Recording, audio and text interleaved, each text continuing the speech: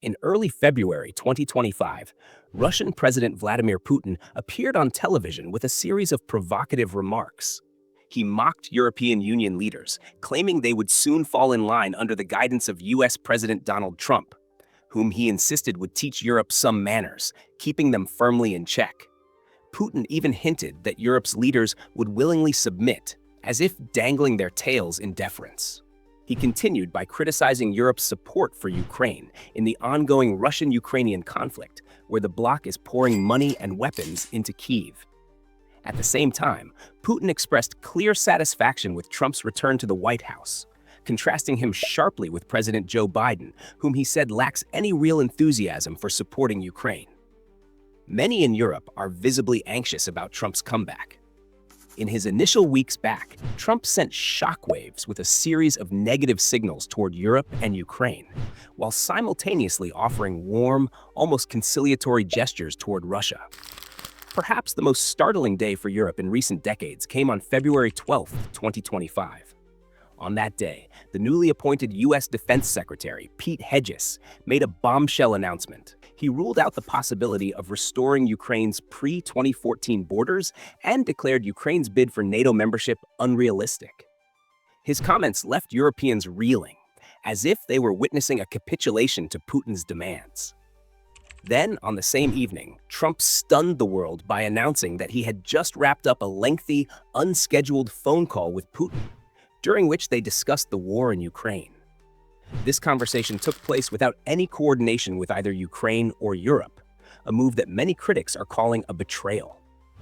Trump's unpredictable actions have led some Europeans to describe the U.S. stance as a backstab, leaving both Europe and Ukraine in an unenviable position. It appears that Trump, clearly smitten with Putin's style, is seizing on the vulnerable state of both Ukrainians and Europeans who desperately need American support. His strategy seems aimed at squeezing as many financial concessions from them as possible. What exactly are these financial gains that Trump is after from Europe and Ukraine? And just how far are these parties willing to go to appease America? Are Ukraine's resources enough of a bargaining chip for Trump? And can Putin really pull the wool over Trump's eyes, reaping massive benefits at Europe's expense, as many fear? Most importantly, could an unprincipled Trump inadvertently help Russia dominate Europe? These are the pressing questions we'll explore in today's discussion. About a month after winning the U.S. presidential election, specifically on the evening of December 2nd, 2024, the newly elected President Donald Trump announced via his account on the social platform Truth Social that he would be visiting France on Saturday, December 7th. He planned to attend the reopening ceremony of the Notre Dame Cathedral, which had been shuttered for nearly 5 years following the 2019 fire. When news broke that Trump's first trip abroad would be to Paris and that he'd be meeting French President Emmanuel Macron, the Ukrainians scrambled. They immediately reached out to the French president's office, urging him to help bring Ukrainian President Volodymyr Zelensky to Paris for a meeting with Trump. While the French extended an invitation to Zelensky, they remained cautious, uncertain whether Trump would agree to a formal encounter. Nevertheless, as reported by the New York Times, Zelensky embarked on a grueling journey of about 1,500 miles from Kyiv to Paris, first taking a train and then a flight to the French capital. Shortly before Trump's scheduled entry into the Élysée Palace, confirmation came that a meeting between Trump and Zelensky was indeed set to take place. Trump met with Macron at the palace, and less than an hour later, Zelensky joined the trio for what was originally planned as a 15-minute meeting that ultimately stretched to 45 minutes. After the meeting, Zelensky shared 2 photos on his X, formerly Twitter, account, praising Trump's resoluteness by writing, "President Trump is as steadfast as ever. I thank him, and I thank Emmanuel for organizing this meeting." Then, 2 days later, he added a provocative note to Trump. "By the way, Putin isn't afraid of anyone except you." In the wake of this exchange, Zelensky has been pulling out all the stops to win Trump's support against Russia, using a blend of persuasion, praise, and diplomatic maneuvering. Ironically, this is the very tactic that Russian President Vladimir Putin is employing with Trump. Just hours after Trump's official return to power on the evening of January 20th, 2025, the American president issued a stern warning to Putin, threatening to impose economic sanctions on Russia if the war with Ukraine wasn't halted and a deal wasn't struck. About 2 days later, during a televised interview, Putin completely sidestepped Trump's threats. Instead of confronting or provoking him, Putin described Trump as shrewd, steadfast, and courageous. He then echoed Trump's familiar claims, insisting, "I agree with President Trump that if you hadn't stolen the 2020 election, and if you had been the rightful leader in 2022, the debacle with Ukraine would never have happened." These are precisely the assertions Trump has been repeating, that the 2020 election was rigged in favor of Biden, and that had he been president in 2022, Russia wouldn't even have considered occupying Ukraine. So why is Putin so eager to cozy up to Trump? Simply put, like Zelensky, he recognizes that the United States is the key player in the Ukrainian conflict, not Europe. Under former President Joe Biden, the US led the anti-Russia coalition in the war against Ukraine. Within this alliance, the Americans and Europeans first waged an unprecedented economic war against Russia, imposing the largest sanctions in history. Then they funneled enormous amounts of financial and military aid to Ukraine, a critical factor in foiling Russia's original blitz to seize Kyiv within days, and in enabling Ukraine to hold off the Russian forces for 3 grueling years without collapsing. Meanwhile, the European Union and its 27 member states have backed Ukraine with various forms of aid, totaling about $145 billion from the start of the conflict until mid-January of this year. In parallel, the US Congress allocated over $170 billion in aid for Ukraine, though in practice, Ukraine received less than half of that sum. There was even talk that Ukraine was set to receive more in military assistance than the United States did. This complex web of diplomacy, strategic posturing, and high-stakes brinkmanship sets the stage for an escalating power struggle, one where every dollar, every statement, and every meeting could tip the balance in the fight over Ukraine's future. Most likely, things would have been very different if Trump hadn't won the November elections against his Democratic rival, Kamala Harris. Contest that would have followed Biden's open, unconditional support for Ukraine against Russia.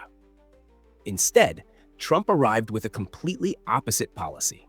Not only did he threaten to cut off much-needed US aid to Ukraine, but he also demanded repayment of the billions that Biden had sent over, plus a hefty profit. According to Trump, Ukraine received more than $300 billion from America. In contrast, Zelensky vehemently denied those figures, insisting, "We only received $76 billion. While Zelensky's numbers are considered more accurate, Trump remains adamant.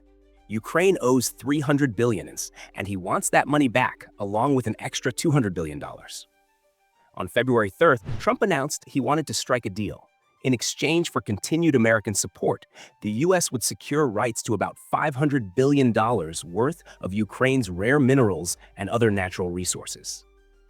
Despite the devastation wrought by the war, Ukraine agreed in principle, simply to convince Trump to maintain U.S. support against Russia. 2 days after Trump's statements, a top Trump administration official, the U.S. Treasury Secretary, visited Ukraine. He met with Zelensky to hammer out the terms of this controversial deal. The Treasury official stated that, under the agreement, American backing would remain contingent upon Ukraine sharing a substantial portion of its mineral wealth. According to estimates from Horizon Capital, Ukraine's proven reserves of 20 different minerals, such as cobalt and graphite, could be valued at as much as $11.4 trillion. Ukraine also boasts the largest reserves of titanium and uranium in Europe. Unsurprisingly, there has been domestic backlash in Ukraine against Zelensky for even considering handing over the country's resources to the US. However, Zelensky argued that a significant portion of those mineral reserves actually lies in territories currently occupied by Russia. He proposed that Ukraine focus on expelling Russian forces from those areas first, and then split the wealth. But the American side seems determined to extract as much as possible without offering any security guarantees in return. Adding fuel to the fire, Washington Post journalist Josh Rogan revealed on Twitter that Zelensky had met with a group of U.S. lawmakers at the Munich Security Conference. He recounted that U.S. Ambassador to Ukraine, Bridget Brink, had approached him days before the Treasury Secretary's arrival, urging him to sign an agreement that would grant the U.S. 50% of any future discovered mineral wealth. Zelensky refused to sign because the document offered no security guarantees for Ukraine's sovereignty. This is classic Trump strategy. He's focused solely on what he can gain from Ukraine, with no intention of offering anything of real value, like a commitment to protecting Ukraine's territorial integrity. Instead, Trump continues to undermine Ukraine with his repeated statements. Perhaps his most controversial comment was his suggestion that Ukraine might one day simply become Russian. This mirrors his ongoing tactic of pressuring U.S. allies while simultaneously cozying up to Putin. The biggest blow, however, came on February 12, 2025, when Trump held an uncoordinated phone call with Putin, without consulting Ukraine or Europe. That call left Europeans dumbfounded, as it appeared Trump was negotiating a deal with Russia to end the war without involving the key stakeholders. What worries many Europeans is Trump's approach to dealing with Putin. He allows the Russian president to vent his frustrations freely, something Trump, known for his emotional and impulsive style, and his unseasoned negotiating team, is simply not prepared to handle. In stark contrast, the Russians are backed by seasoned negotiators, many of whom have decades of experience dealing with the Americans, and some even have roots in Russian intelligence. This significant disparity in expertise enables the Russians to manipulate Trump and his team more easily. After all, Trump's call with Putin marked the first direct conversation between a Russian president and a U.S. president since February 2022. This high-stakes game over Ukraine's future continues to unfold, with Trump's aggressive negotiating tactics and Putin's shrewd maneuvering leaving Europe and Ukraine caught in the middle. The Ukrainians and Europeans have made it clear. They insist on being part of any American negotiations with Russia over the war in Ukraine and refuse to accept any agreement that excludes them. Their concerns deepened after U.S. Defense Secretary Pete Hedges made what many Europeans called catastrophic remarks during a NATO meeting in Brussels. According to Hedges, Ukraine would never qualify for NATO membership, wouldn't be able to reclaim all the territory it lost since 2014, and that the U.S. wouldn't even deploy its own troops there. Europe would have to pick up the slack. Moreover, he stated that even European forces sent to secure Ukraine's borders after the conflict wouldn't be considered part of NATO, meaning Article 5 wouldn't apply if they were attacked by Russia. For Europeans, these statements essentially handed Putin everything he wanted before any negotiation even began. Putin's demands for ending the war have been remarkably simple. He wants international recognition of Russian sovereignty over the occupied territories, which now account for nearly half of Ukraine's land. He insists Ukraine must never join NATO, and he expects Ukraine to drastically shrink its military. With these points already on the table, it appears the Trump administration has essentially given Putin a free pass. Trump's inner circle is echoing the same praise for him as a master negotiator. For example, during his shocking remarks in Brussels, the defense secretary declared Trump the best negotiator on the planet. Europeans, however, are highly skeptical.